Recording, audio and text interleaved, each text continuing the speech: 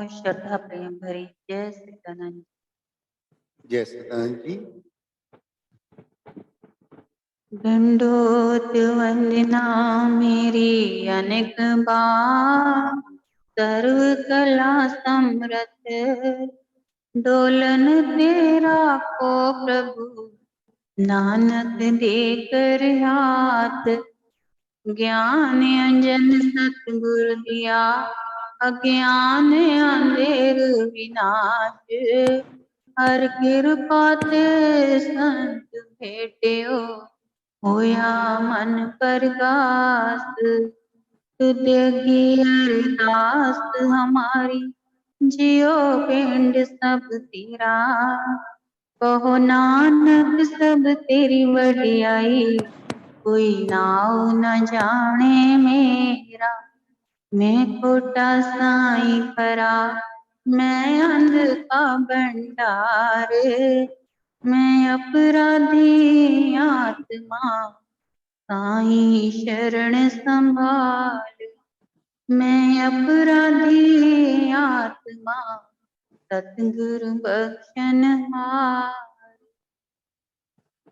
सौभाग्यशाली गुरुमुख सज्जन मंडली अपनी समस्त चित्त वृत्तियों को एकाग्र करते हुए अपना ध्यान श्री श्री श्री परमहंसों की ओर लगाते हुए श्रद्धा प्रेम सहित मीठे स्वर में बोलिए जयकारा।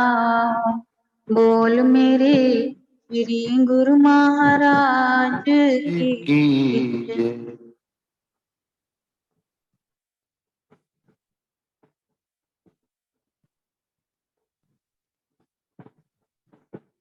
नाम सिमर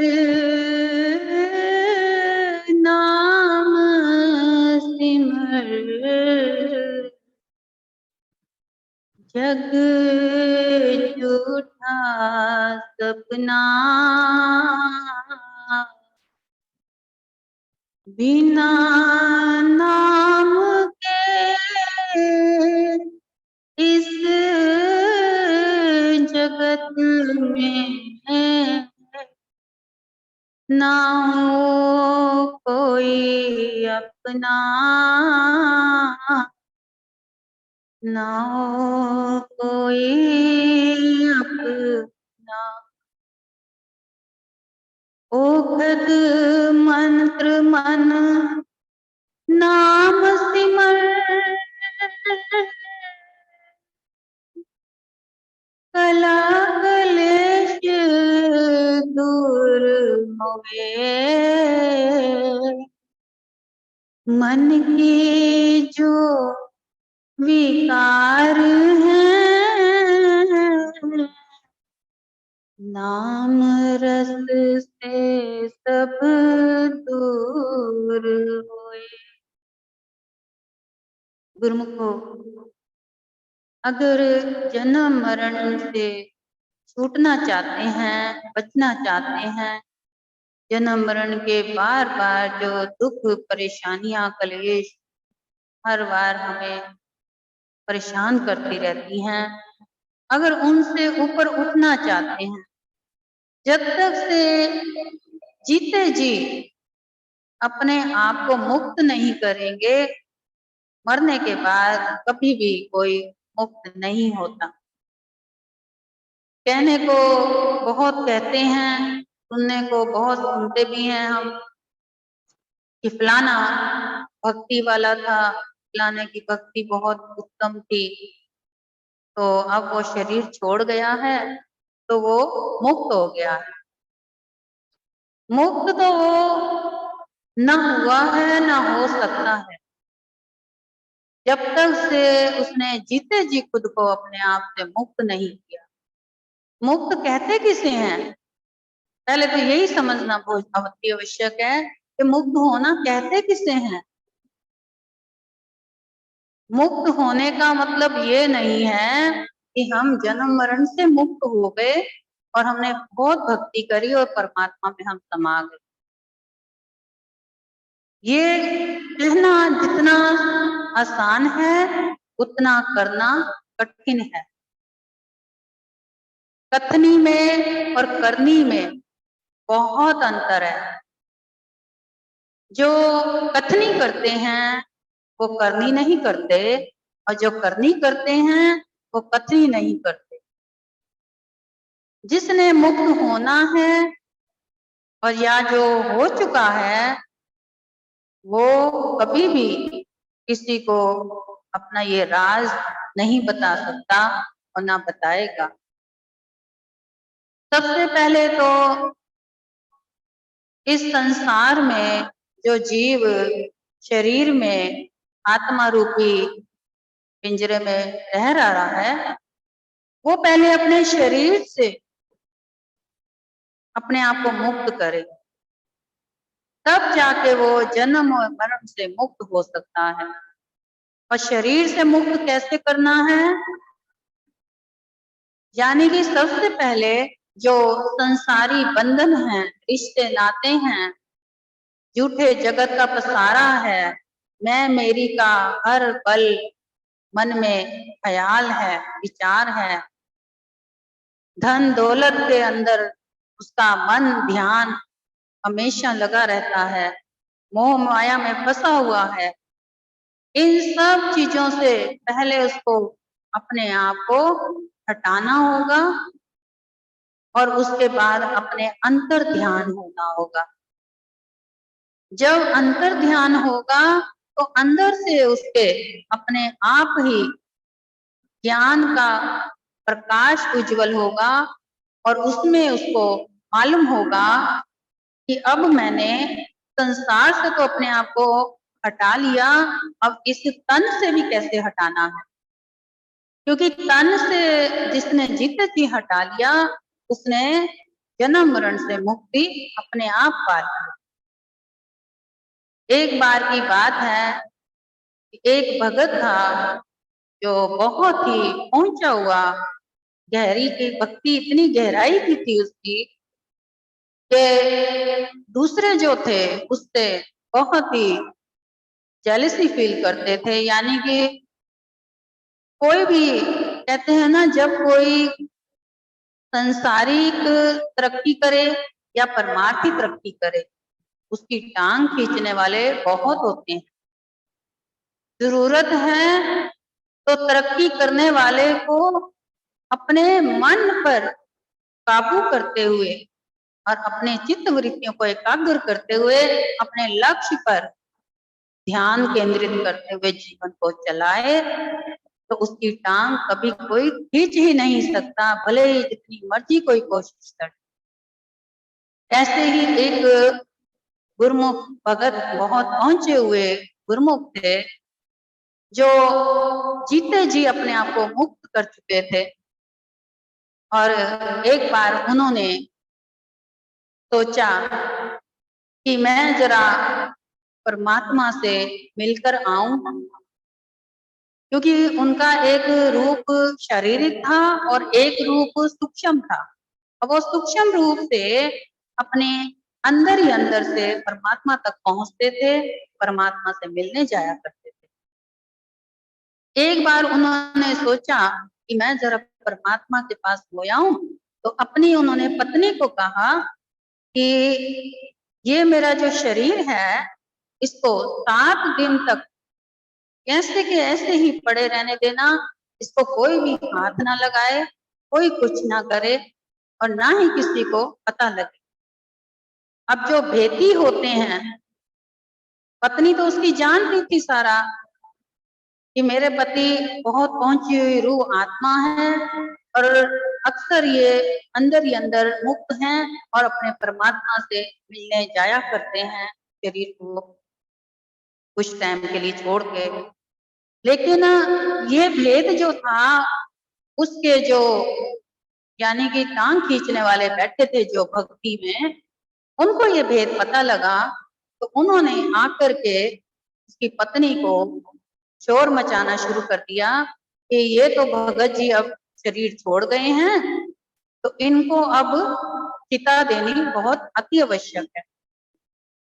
जबकि उसका पति ये बोल कर गया था कि इस शरीर को कोई भी हाथ ना लगाए, 7 दिन के बाद मैं वापिस आ जाऊंगा और किसी को ये बात पता भी ना चले। लेकिन जो भेती होते हैं वो हर पल नजर टिकाए रखते हैं कि कब हमें मौका मिले और इसकी हम टांग खींचकर इसको कहीं का न रहने दें।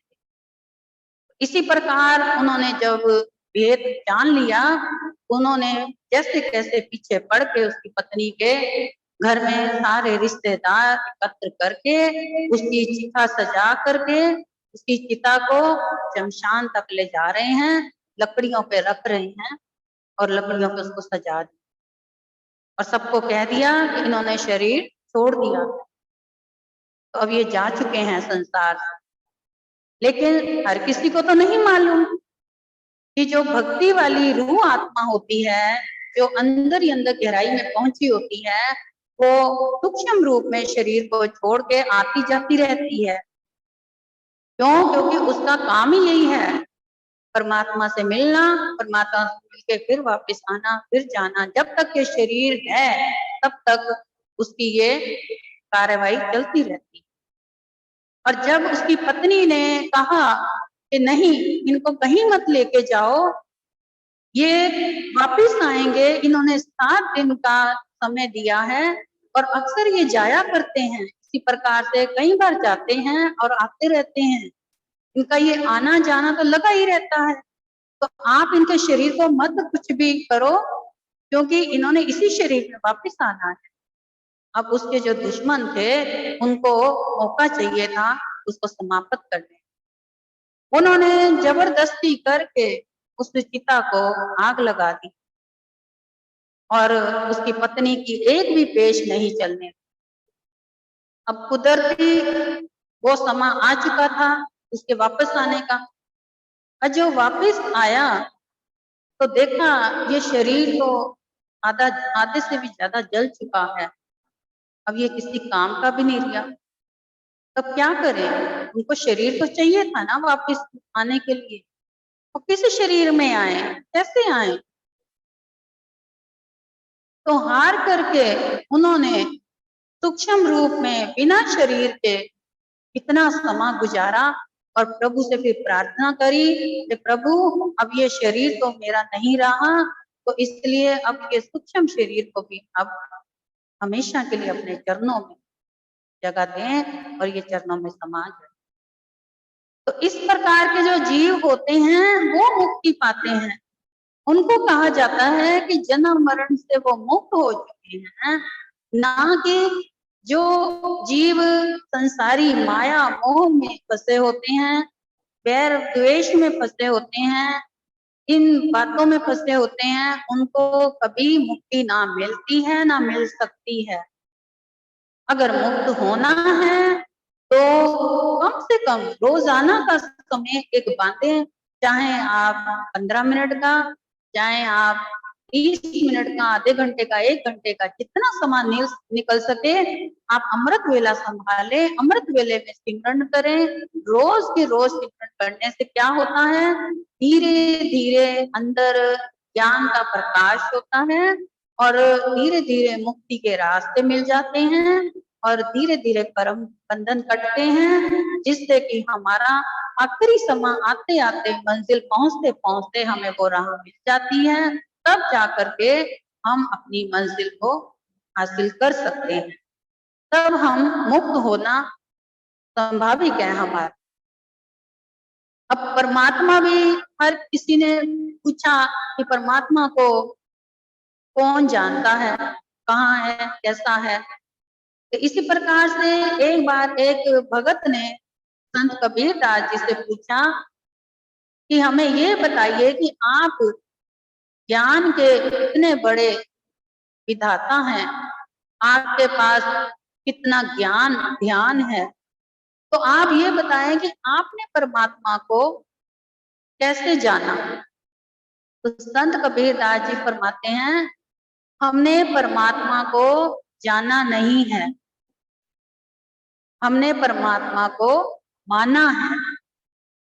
इस प्रकार से जैसे कि एक संसारी रिश्ते होते हैं, एक माता पिता होते हैं, भाई बहन होते हैं, पत्नी बच्चे होते हैं, उन रिश्तों को जिस प्रकार से माना जाता है कि ये मेरे माता पिता हैं, ये मेरे भाई बहन हैं, ये मेरे बच्चे हैं, ये मेरी पत्नी है।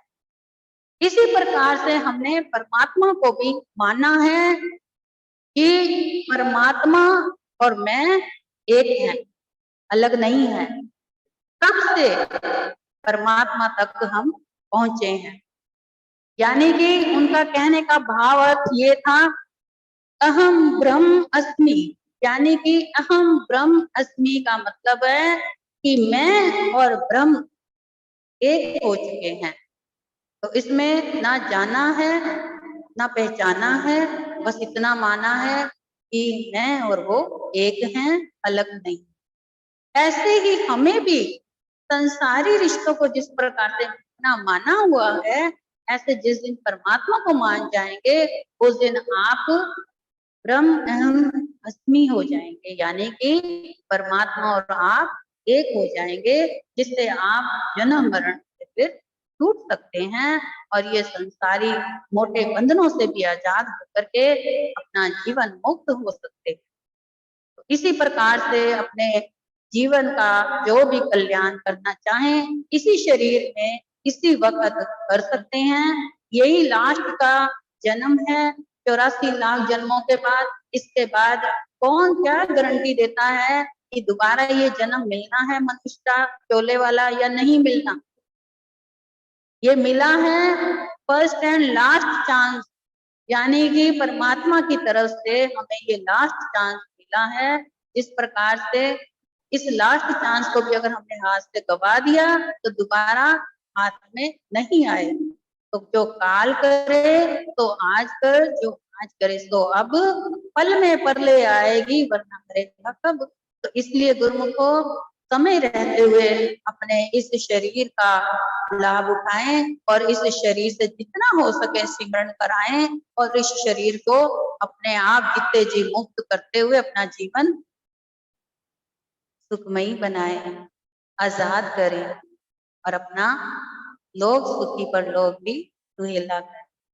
बोलो जयकारा बोल मेरे श्री गुरु महाराज की।